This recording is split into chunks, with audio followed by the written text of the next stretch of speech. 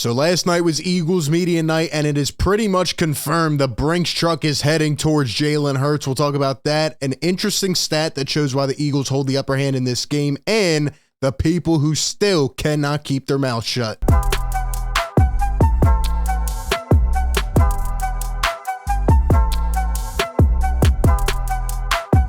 What is going on, everyone? Welcome into A to Z Philly, your number one home for Eagles coverage. Hit the like button if you enjoy this content. Subscribe by hitting that red button down below and hit that bell so you don't miss any of this coverage for Super Bowl week. RB back bringing you the latest from the Linc. Last night was Eagles media night. It was the Super Bowl media night, which I didn't even know has been going on for about 5, 6, 7 years now. And let's just say what it was, and that is just pretty bad. I mean, you couldn't hear the questions. You couldn't see certain things. It just doesn't hit the same anymore. We got a couple interesting responses out of that, but nothing more. However, there is something that we need to get to because Jeffrey Lurie was discussing the Philadelphia Eagles and quarterback Jalen Hurts, and it's pretty much all wrapped up at this point. I will show you what he said, and we'll talk about a lot more. But before we get into that, shout out to the sponsor here of today's video. Enjoy all of your favorite sports like never before here at BetMGM. Sign up using code ATOZPA and receive up to $1,000 back in bonus bets if you don't win your first bet. When you register with BetMGM, you'll get instant access to a variety of parlay selection features, live betting options, player props, and daily boosted odds specials. And with BetMGM at your fingertips, every play and every game matters more than ever. Find out why BetMGM is the king of sportsbooks. Sign up today with bonus code ATOZPA and get up to $1,000 back in bonus bets if you don't win your first bet. Visit BetMGM.com for terms and conditions. 21 years of age or older to wager. Pennsylvania only. New and customer offer. Bonus bets expire 7 days from issuance. If you or someone you know has a gambling problem, help is available. Call 1-800-GAMBLER. Okay, we need to talk about the comments made last night because they are significant. Now, I will show you a couple quick Jalen Hurts quotes, which once again shows why he is so mature and so profound and why I believe he has the intangibles, not just the on-field talent, but the intangibles to be a good quarterback here for a very, very long time. Hurts last night says, quote, "I will never put a limit on myself nor my game, and that's something I'll never start doing. I truly feel like people always wait for a person to arrive, but I feel like there is no arrival. There's only a journey." Man, this guy can literally be a motivational speaker when he's done playing. Honestly, I mean, the things that Jalen Hurts says, I mean, they're true. They're true, and they make you want to run through a brick wall sometimes. And his leadership is taking a whole nother step. That is awesome to hear. And he's right. The journey is still going, and look at him proving everybody wrong. Also, Jalen Hurts says that it has been a true journey. I think the beautiful part about it is the journey is just beginning. I mean, you think about how young this guy is, how mature he is. Look at him cracking some smiles finally. I love it. I love it, man. And, some of the questions were corny, but Jalen was having a fun time. He was taking pictures with little kids. He's just the pure role model.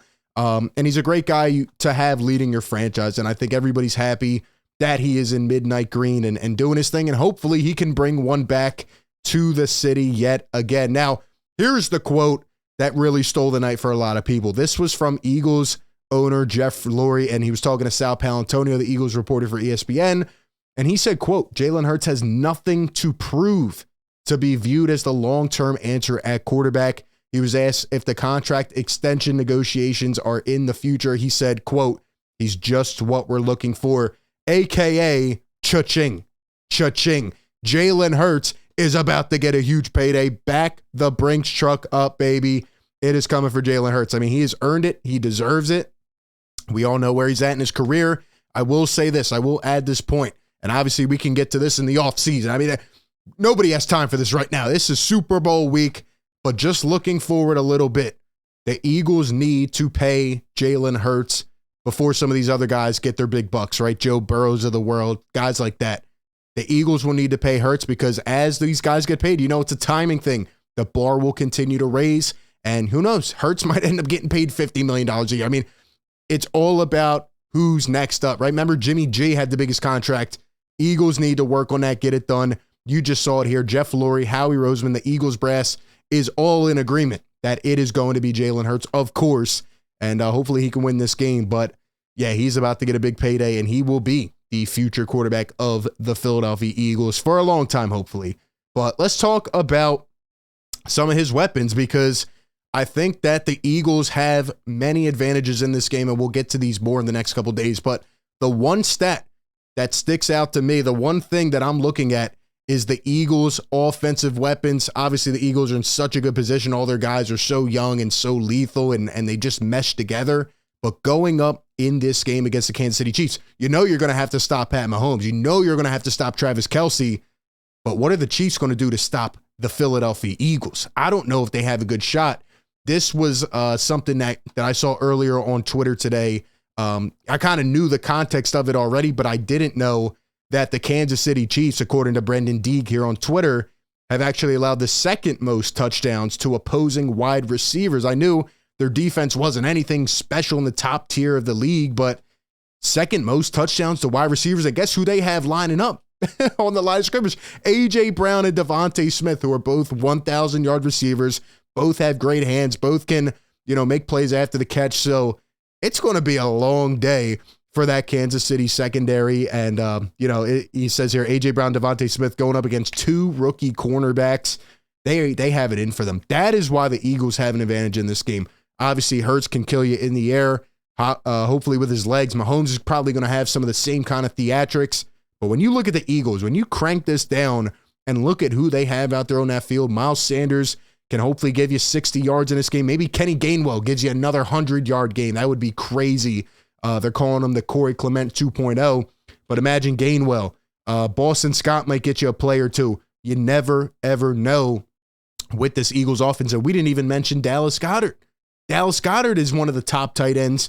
Obviously, the Chiefs have Travis Kelce, but the Eagles just have so many different things they can do. They can line up in so many different formations. And Jalen Hurts is so good this year in terms of making decisions with the football. He doesn't throw it into tight windows anymore. He doesn't, make the play that could get him in a lot of trouble, right? Like Carson Wentz used to always do. Even Hurts did it last year, but man, he has improved so much. And with these weapons going up against this Kansas City secondary, I think the Eagles, is it crazy for me? I haven't made a prediction yet. I have somewhat of a basis, but is it too crazy that I think the Eagles could score 35 in this game? Maybe 40? Maybe I'm thinking way too far out on a limb. You let me know. But I think the Eagles are just going to go in and dominate offensively like they've done to every other team in the league. People can keep saying the Eagles didn't play anybody.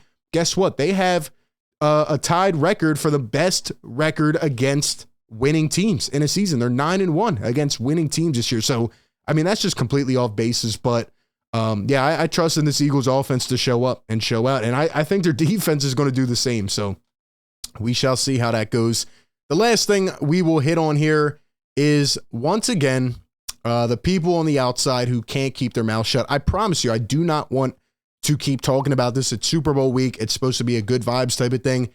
I'm starting to think that every team is jealous of the Philadelphia Eagles. Why? Because they're in the Super Bowl.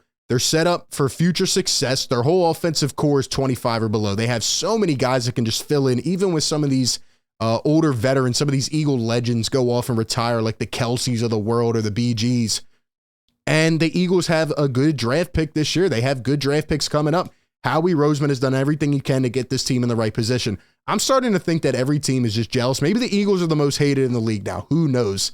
But here's Brandon Ayuk from the Niners, and this is what he said about the Philadelphia Eagles in this game. He says, if I were going to bet on this game, I would take everything I own, get it in cash, and put my money on the Kansas City Chiefs. Now, you might not think anything of this, but before he made this quote on a podcast, I forget which one it was. It was with some 49ers reporter, but Brandon Ayuk came out and he said that the Eagles got lucky and that the Niners didn't have a quarterback and they couldn't do anything, blah, blah, blah. Well, you know what the one thing they never mention is? How about your damn defense getting 31 points put up on you straight like that? Yes, you can say that the offense spiraled out of control, that the game spiraled out of control. I agree, right? This Niners didn't have a chance to win with no quarterback. But at the end of the day, how about the Eagles' first touchdown? How about the second touchdown? You didn't do a damn thing to stop it. As Darius Slay said here last night in media night, we've been the number one defense in the passing game almost the whole year. Bad sportsmanship. Exactly. The Niners kept saying they had the best defense. Everybody on TV kept saying they have the best defense. They went in that game and they got rocked. That is what happened. It doesn't matter, Brandon Ayuk. you stink. And the Niners offense was bad because of the quarterback situation, but the defense was awful. Every team, every person out there, you know, that just covers the mainstream sports, all I'm seeing is that the Eagles got lucky. Even the other day, Colin Cowherd sat up there on his podcast and said that if the Niners had Mac Jones, they would have won the game. Where are these crap reports coming from? Where are these bad takes coming from? I don't understand it. I don't understand why they can't just give them some respect. In fact, they should be rooting for Jalen Hurts, for the underdog story. They should be rooting for that stuff, man. And they just continue to hate. And here's the last thing from CJ Gardner-Johnson. He responds to Julian Love's comments from the New York Giants. And it's funny, right? How all these guys talking are the ones that got their ass kicked. It's not even anybody else. It's not like a guy from a different team that's not in the playoffs just, you know, observing, watching. It's the guys that lost. I don't understand it. Julian Love said that Nick Sirianni essentially wasn't really doing much at all and anybody could coach a team. CJ Gardner-Johnson responds by saying, tell him to pick his face mask off the dirt. He's got a captain badge, but what is he a captain of? Ain't no leadership over there. If that's the case, y'all would be where we're at. This is why I love CJ Gardner-Johnson. He needs to be re-signed. He is a priority this offseason, and he's exactly right. Shut your mouth if you're not where the Eagles are at. And that's the last thing I'm going to say about these trash talkers. The Eagles have a chance to make history. Going to be a good one. Can't wait to break it down more. Give me all your thoughts down below in the comments section. Appreciate everybody for tuning in. Be sure to like, comment, subscribe, and like always, I will catch you on the next one. Peace.